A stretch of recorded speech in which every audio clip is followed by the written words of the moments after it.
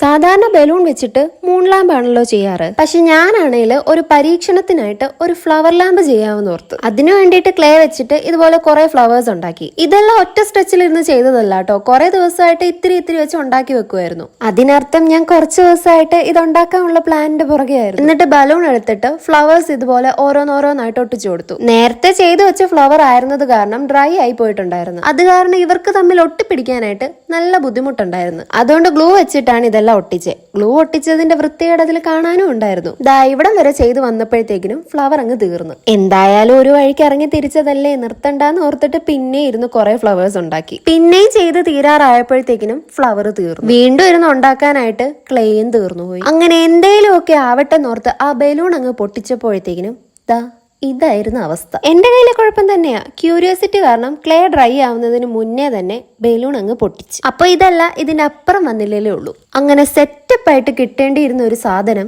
3G ആയിപ്പോയി. പക്ഷെ technique പിടികിട്ടിയത് കാരണം നമ്മളിത് ഇനിയും ഉണ്ടാക്കുന്നതായിരിക്കും. അങ്ങനെ സക്സസ്ഫുള്ളി എന്റെ സമയവും പോയി, സാധനവും പോയി. രണ്ടാമത് ഉണ്ടാക്കിയ ഫ്ലവർ ഉണങ്ങാഞ്ഞത് കാരണം കുറച്ച് ക്ലേ ബാക്കി കിട്ടി. ബാക്കി ഫുള്ള് പോയി. അപ്പൊ എന്റെ കഷ്ടപ്പാടിന് ഒരു ലൈക്കൊക്കെ തന്നോടെ.